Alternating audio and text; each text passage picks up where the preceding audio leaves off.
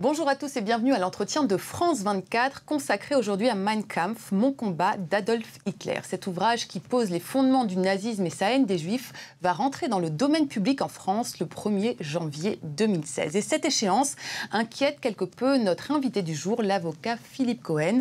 Philippe Cohen, bonjour, merci beaucoup d'avoir accepté notre invitation. Alors avec un collectif d'intellectuels, vous appelez à ce que cet ouvrage soit encadré, que sa publication soit encadrée. Et ce que je voudrais vous demander d'abord, c'est quel est le statut actuel de Mein Kampf?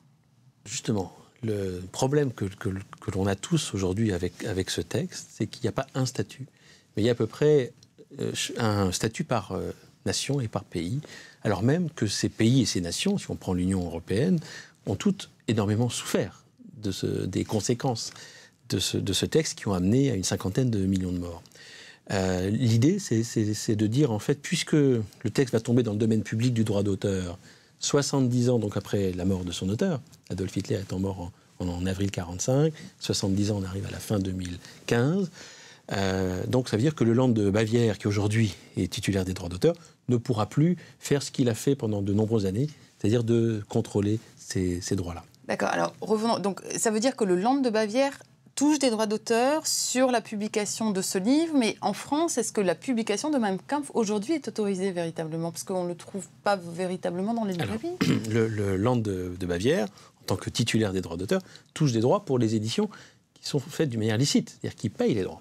Et vous avez des pays où les droits ont été confisqués. Donc, si vous allez en Hollande, les droits d'auteur de la version néerlandaise ont été confisqués par l'État. Donc en Hollande, on ne peut pas le lire en hollandais d'une manière licite. Mais l'essentiel de la publication aujourd'hui, elle est illicite avec Internet. Donc vous voyez comment les choses sont compliquées. Alors justement, sur la France, vous m'avez demandé si ce texte était publié en France. Oui. Ben, ça, c'est son édition française qui est parfaitement licite.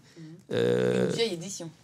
Oui, mais parce que c'est le style aussi des nouvelles éditions latines qui publie Mein Kampf depuis son origine, depuis 1934, qui était un éditeur maurassien dont le fils a repris aujourd'hui ses éditions. Et vous voyez qu'il y a 8 pages en bleu au début, qui s'appellent « Avertissement aux lecteurs », et qui ont été mises en place par la Cour d'appel de Paris en 1979. Ces 8 pages sont très bien écrites, sauf qu'elles datent de 1979, et on est avant Internet, et elles ne s'appliquent qu'à cette édition, sur papier, dans une langue, sur un territoire. On est en 2011 et il n'y a plus vraiment de territoire. Avec un clic, simplement, vous avez accès aux 780 versions qui ont existé de ce livre incroyable. Il y a eu 12 millions de ventes, parfois un peu forcées, mais entre 23 et 45 en Allemagne seulement, ce qui a fait que le chancelier Hitler a même pu renoncer à son traitement en tant que chancelier, tellement les royalties pleuvaient. Et puis ensuite, effectivement, les droits ont été gérés tant bien que mal par le Land de Bavière pour ceux qui respectaient les droits d'auteur et qui aujourd'hui sont quasiment en voie de disparition. Alors juste une petite question de droit, quand on dit le livre va rentrer dans le domaine public en France en 2016, ça veut dire quoi exactement? Ça veut dire que n'importe qui, n'importe quel éditeur va pouvoir le publier sans toucher, enfin sans payer de droits d'auteur au Land de Exactement. Bavière. C'est-à-dire qu'en fait, il s'agit d'abord de la version allemande, et puis en plus, ensuite, chaque version dans chaque langue va connaître une entrée dans le domaine public, mais la première à rentrer dans le domaine public, c'est la version allemande en 2016, et ce qui veut dire que demain, n'importe qui pourra encore plus diffuser ce texte à n'importe quel prix d'ailleurs. Donc, votre proposition, ou vos propositions avec le collectif d'intellectuels... Ça s'appelle l'initiative de prévention de la haine, mais en général. Voilà, donc votre proposition, ça consiste à dire quoi? Ça consiste qu'il faut... Vous dites quoi? Vous dites qu'il faut unifier, encadrer la publication de ce livre, qu'il faut avertir le lecteur, qu'il faut signaliser le contenu, décrypter, la sortir de notes, de bas de page par des historiens. Ça veut dire quoi exactement? Alors, effectivement, il y a 4 idées qui sont proposées. Première idée, c'est de rebondir sur ce qui a été fait en France avec succès. C'est-à-dire le fait que cet avertissement, évidemment, quand on voit le pavé qui n'est pas très bien écrit, comme on le sait, la première chose que l'on lit, sauf à ce qu'on soit très très militant, c'est cet avertissement.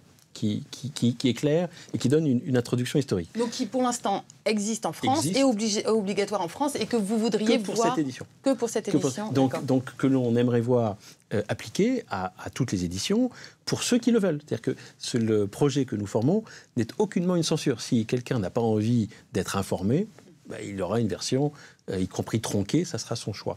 Mais au moins qu'il y ait une possibilité sur papier et sur Internet de dire, moi, j'aimerais avoir l'histoire complète. J'aimerais savoir ce qui s'est passé après. J'aimerais savoir comment est-ce que les lois de Nuremberg ont été inspirées, comment les lois de Vichy en octobre 40 ont pu être faites, sur quelle base. Pourquoi est-ce que Hitler désignait la France comme un pays de nègres?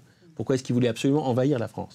Pourquoi est-ce que, d'ailleurs, ce texte a été interdit en France que pendant l'occupation, pour éviter que les Français ne sachent tout le dessein qui était celui d'Hitler et du parti nazi. C'est un programme, finalement. C'est un programme. Et c'est vrai qu'il n'y a pas vraiment d'équivalent d'un dictateur qui était porté au pouvoir par un programme, adulé pendant 12 ans et adulé jusqu'à la fin, et qui avait écrit globalement tout ce qu'il ferait. Alors je vais peut-être vous parler des 3 autres idées. Donc édition avec un avertissement optionnel, édition critique, les historiens aimeraient qu'il y ait une édition critique pour savoir pourquoi est-ce que tel et tel point a été écrit, et avec une signalétique qui puisse faire en sorte que lorsque l'on voit un contenu avec une dissémination de la haine, que l'on puisse savoir, surtout pour les contrôles parentaux, qu'il y ait une forme de marquage optionnel. Alors quand vous parlez de signalétique, là vous parlez d'Internet, ou vous parlez également pour...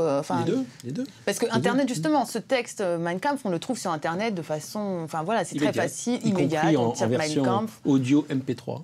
Voilà. Et alors là, ce serait quoi cette signalétique concrètement? Parce que c'est très difficile de contrôler Internet. Si vous êtes éditeur d'un blog, si vous êtes un moteur de recherche, que vous puissiez dire, ben voilà, c'est un peu comme une chanson sur iTunes, par exemple, vous avez tout de suite écrit explicite si elle contient des propos qui sont dits explicites. Lorsque vous achetez un jeu vidéo, vous avez les normes PEGI.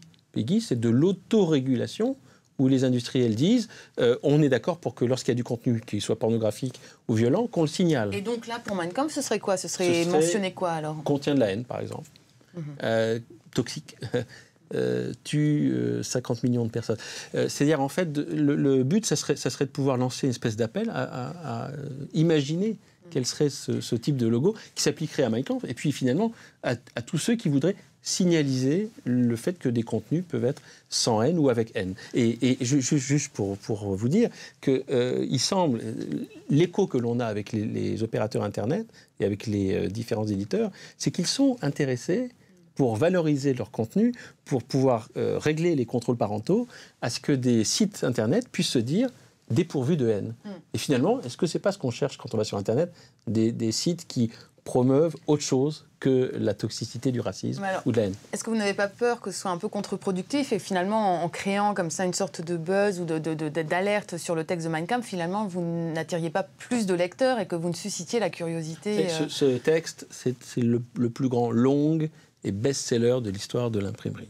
Donc, le fait que l'on parle du problème du domaine public, je ne pense pas que ça va créer des problèmes nouveaux ou des lecteurs nouveaux. Par contre, ça peut déclencher un intérêt pour essayer de comprendre, mais au fond, effectivement, pourquoi ce texte est un problème? Pourquoi est-ce qu'il a été enterré pendant autant d'années? Par exemple, en Autriche ou en Allemagne, c'est un texte que les gens ne touchent pas. C'est un texte qui est interdit à la vente. Alors justement, ça c'est un autre point. Vous dites que c'est un best-seller, et effectivement, c'est un best-seller en particulier en dehors d'Europe. Au Japon, on en a fait même un manga. En Inde, il me semble qu'on peut le voir, on peut acheter Mein Kampf dans les gares, en Turquie, en Iran. En Turquie, il semble qu'il y ait eu 100 000 exemplaires en un trimestre en 2005.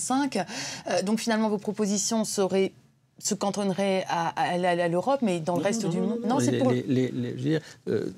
n'importe quel éditeur, qu'il soit papier ou Internet, peut choisir, un petit peu comme pour les DVD ou les Blu-ray ou pour les jeux vidéo, de vouloir choisir la même signalétique.